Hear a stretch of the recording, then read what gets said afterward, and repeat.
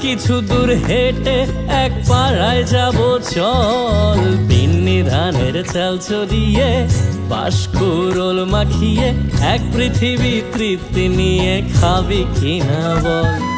সন্ধে নেমে এলে আর জনক দেবে